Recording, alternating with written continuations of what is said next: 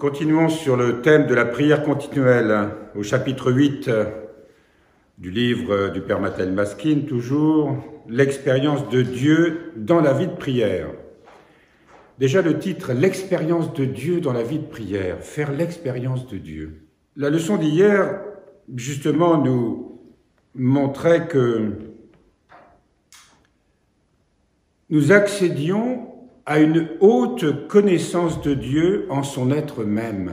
Nous allons voir aujourd'hui ce deuxièmement qui résume l'essentiel de cet exercice de la prière continuelle. Quelques directives concernant la prière continuelle. Ravivez le sentiment d'être en la présence de Dieu qui voit tout ce que nous faisons et entend tout ce que nous disons. Raviver, pourquoi raviver? Parce que nous vivons souvent en oubliant que Dieu est absolument présent en tout et pour tout. Qu'il perçoit absolument tout ce que nous pensons, tout ce que nous sommes, tout ce que nous vivons. Et nous avons besoin de nous souvenir de ça, de le raviver en nous. À l'instant où on se souvient de cette présence de Dieu, c'est se rappeler que rien ne se fait en dehors de Dieu, qu'il est toujours présent, qu'il est toujours dans notre vie, au cœur de notre vie. Et que par conséquent, si nous prions, nous ne prions pas un Dieu lointain. Nous prions pour nous ouvrir à un Dieu qui est parfaitement présent. Essayez de lui parler de temps en temps avec des phrases courtes qui traduisent nos états du moment. Il y a des offices qui sont faits pour les phrases longues. Mais dans la journée, bien sûr, en dehors du temps que nous prenons, consacré particulièrement à Dieu, nous avons bien sûr, nous, ce que nous appelons la prière du cœur, la prière de Jésus. Mais nous pouvons aussi, nos maîtres nous recommandent, si au cours de la lecture des psaumes, un mot, un verset nous frappe particulièrement, eh bien, de le mendiquer en quelque sorte tout au long du jour. Et si nous sommes portés par cet intérêt, par le sentiment que un mot ou un verset nous a parlé, eh bien, il nous porte tout au long de la journée, nous maintient dans la présence de Dieu. Ce n'est même pas seulement un mot, une phrase courte comme la prière de Jésus, qui évidemment rend très facile de nous unir à Dieu en tout temps, en tout lieu. Donc essayez de lui parler de temps en temps. Et quand on dit de temps en temps, le plus souvent possible. Associer Dieu à nos travaux en lui demandant d'être présent à nos activités. Lui en rendre compte après les avoir terminées. L'en remercier en cas de réussite. Lui dire nos regrets en cas d'échec. Tout en recherchant les raisons. Peut-être nous sommes-nous éloignés de lui ou avons-nous omis de demander son aide. Associer Dieu à tout ce que nous faisons. Le plus souvent, nous travaillons en pensant à ce que nous avons à faire, certes, en mettant au mieux nos capacités, notre expérience. Mais est-ce que vraiment nous consacrons ce travail à Dieu? Ça peut être un travail intellectuel. Est-ce que nous consacrons vraiment ce travail à Dieu? Et là, le Père Mata El-Maskine nous dit même, eh bien, si on a le sentiment d'avoir pu réussir, de lui rendre grâce parce que nous pensons que c'est grâce à lui. Si nous faisons quelque chose de bien et de beau, c'est grâce à lui. C'est Saint Jacques dans son épître qui nous rappelle que tout bien vient d'en haut, tout bien vient de Dieu. On s'attribue souvent la réussite d'un projet, d'un travail, on a une espèce de satisfaction, on l'attribue à soi. Même si on s'en défend en se disant non, quand on a la foi, on dit oui, Dieu y est certainement pour quelque chose. Mais on ne peut pas se débarrasser de ce sentiment d'autosatisfaction le plus souvent. Eh bien, il faut vraiment le réprimer. Ne pas se laisser entraîner dans ce domaine et rendre grâce. Oui, Seigneur, tu es l'auteur de ce bien.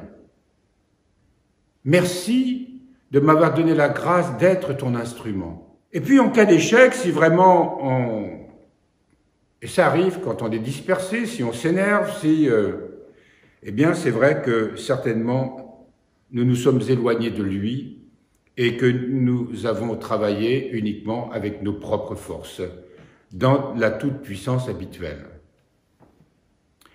Essayez de percevoir la voix de Dieu à travers nos travaux. Essayez de percevoir la voix de Dieu à travers nos travaux. Bien souvent, il nous parle intérieurement, mais ne lui étant pas attentifs, nous perdons l'essentiel de ses orientations. Et oui, Dieu est tellement présent et tellement uni à nous qu'il ne cesse de nous parler. Et nous sommes dans notre monde à nous, dans notre bulle.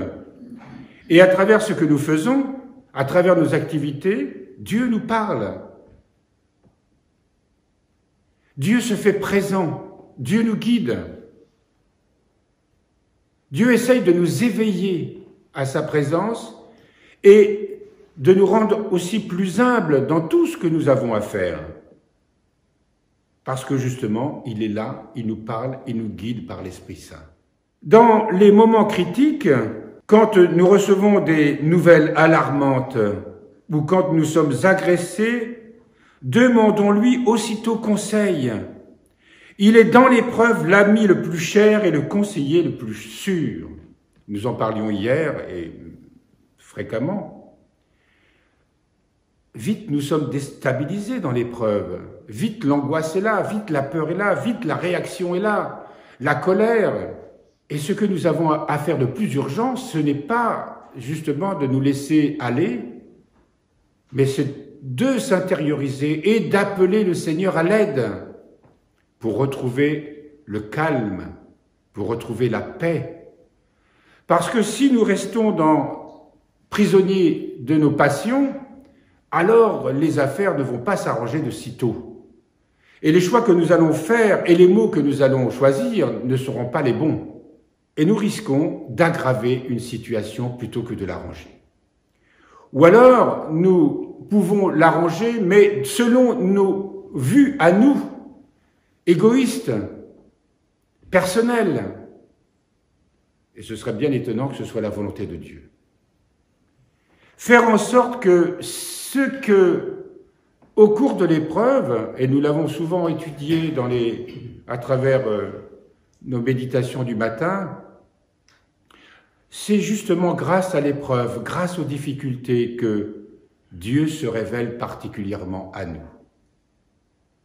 Ces petites épreuves, on les appelle les croix. Alors souvent, les croix, elles sont le signe de la souffrance, le signe de l'épreuve, quelle qu'elle soit. Mais c'est le signe de la révélation de la présence de Dieu. Je vous le rappelle encore, la croix qui se trouve à l'entrée de notre monastère, c'est une croix irlandaise, et il y a une espèce de petit chapeau en haut. On trouve ça partout en Irlande, mais en général, dans nos calvaires ici, en France, il n'y a pas cette espèce de petit chapeau. Or, ce petit chapeau, c'est une tente. C'est la Shekinah, c'est la présence de Dieu. Cette présence qui guidait les Hébreux dans le désert. Lumineuse la nuit, sous forme de nuée le jour. Dieu nous guide comme il guidait autrefois les Hébreux. Il nous guide personnellement comme il guide la communauté, comme il guide l'Église, comme il guide tous ceux qui se tournent vers lui. Et c'est souvent dans l'épreuve que nous sommes appelés à nous tourner vers lui parce qu'on l'a oublié. Ou tout simplement parce que se révèle à nous combien nous sommes pauvres, combien nous sommes pécheurs. Et que là, cela signifie, lorsque ça se révèle à nous, eh bien, le besoin urgent de se tourner vers lui. Et la croix devient présence de Dieu en nous. Et la croix devient un arbre de vie, parce que cette présence, si vraiment nous acceptons l'épreuve, nous l'accueillons et que nous nous tournons vers lui, eh bien, il y a une transformation, un passage qui se fait en nous. Dès que le cœur commence à s'irriter et les sentiments à s'agiter, tournons-nous vers lui pour calmer cette agitation néfaste avant qu'elle n'envahisse notre cœur. Envie, colère, jugement, vengeance, tout cela ne fera perdre la grâce de vivre en sa présence, car Dieu ne peut cohabiter avec le mal. Essayez autant que possible de ne pas l'oublier en revenant aussitôt à lui, dès que nos pensées sont prises en flagrant délit de vagabondage. J'aime bien l'expression. Nos pensées prises en flagrant délit de vagabondage. Ça vagabonde souvent, n'est-ce pas? Oui, parce que notre petit moi dispersé, toujours dans la rêverie, l'imaginaire, c'est fou les films qu'on se fait. Nous sommes les plus grands réalisateurs de toute la Terre. Et puis quelquefois, c'est des films policiers. Il y a un tribunal, parce qu'on aime tellement se comparer et juger les autres. Et là, dès qu'on se prend en flagrant délit de vagabondage, eh bien, pour ramener ce bétail au bercail, eh bien, il n'y a pas d'autre moyen que de se tourner vers Dieu, le bon pasteur, le Christ, le bon berger, qui rassemble tout ça, ce troupeau dispersé, tout ce bétail vagabondant, pour le ramener dans la demeure du cœur. C'est le sens même du péché, où on ramène cette énergie à la source, à la cible, au centre de la cible. Ne pas entreprendre un travail ou donner une réponse avant de recevoir une incitation de Dieu. Celle-ci devient de plus en plus discernable à mesure de la fidélité de notre marche en sa présence et de notre détermination à vivre avec lui. Autrement dit, nous avons envie de faire quelque chose. Alors dans la vie monastique, c'est simple, quand on a envie de faire quelque chose, on demande la permission.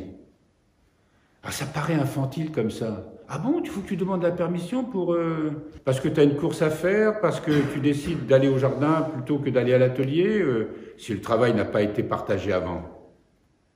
Eh bien oui, c'est tout simplement pour lutter contre cette volonté propre qui est notre ennemi numéro 1. La volonté propre, autrement dit le moi, l'ego. Et pour s'assurer d'être toujours centré sur Dieu et de ne pas nous laisser happer par cette volonté propre, eh bien on demande la permission. C'est une ascèse spirituelle. C'est pas du tout une caserne où il faut demander la permission pour tout. C'est un travail spirituel. Un travail sur cette fameuse volonté propre qui ne cesse, par des moyens subtils, de nous happer et de nous entraîner justement vers ce moi et de nous faire oublier cet abandon en Dieu. Donc quand on fait quelque chose, quand on est dans le monde et qu'on a à demander la permission à personne, Seigneur, ce matin j'ai envie de faire ça, dans mon jardin, dans mon atelier, dans ma maison, ou alors aller visiter des amis, etc. Seigneur, est-ce que c'est ta volonté? Ça, c'est quelque chose auquel on ne pense pas, n'est-ce pas? Parce que ça nous paraît légitime de décider. Je vais à la plage. Je vais aller me baigner. C'est parfait. Mais c'est tout autre chose quand dans mon cœur, Seigneur, est-ce vraiment ta volonté? Je fais le tour. J'ai pas quelque chose de plus urgent à faire? Parce que souvent, nous avons l'art d'éviter à faire ce qui est peut-être urgent. Par exemple, aller visiter un malade plutôt que d'aller prendre du bon temps ou de faire autre chose. Demandez à Dieu si c'est bien sa volonté. Alors, il ne va pas nous répondre comme si on donnait un coup de fil, bien sûr. Mais le fait de le demander, c'est vraiment avoir le désir de faire sa volonté. Et le Seigneur, lui, le sait. Et si ce que nous faisons ne correspond pas, il nous éclairera. Et peut-être notre ange nous rappellera, mais dis donc, tu ne devais pas aller visiter telle personne aujourd'hui? Je vous assure que ça marche. Et donc ce souci de tout entreprendre sans avoir l'assurance que cela est vraiment la volonté de Dieu. Ça fait partie de la prière continuelle. Parce qu'il est omniprésent, le Seigneur. Et il veut nous donner son amour en tout et pour tout. Il ne s'agit pas d'une obéissance servile. Dieu ne veut pas de cette obéissance servile. Il veut nous faire partager sa vie. Il veut nous faire partager son amour. Il veut nous éclairer. Il veut que nous puissions nous sanctifier de façon à être remplis de sa lumière divine. Et nous n'avons pas d'autre moyen que la vie dont nous disposons avec toutes ces activités. Ce n'est pas seulement pendant les temps de prière ou de méditation. C'est le plus gros de notre vie se passe dans nos activités et même dans notre sommeil. Souvent, lorsqu'on travaille et qu'on dort la nuit, il ne reste pas grand-chose pour Dieu. Quand on y pense. Alors, vous voyez, dans le monde, Dieu est exclu et mort depuis longtemps. Mais pour nous qui sommes ici ce matin, eh bien, le Père Mathaï Maskin nous donne tous ces conseils qui sont le fruit de tous les saints, de tous les mystiques, de tous nos maîtres spirituels qui nous rappellent à travers lui ce matin combien il est important de nous consacrer à travers tout ce que nous sommes, tout ce que nous faisons.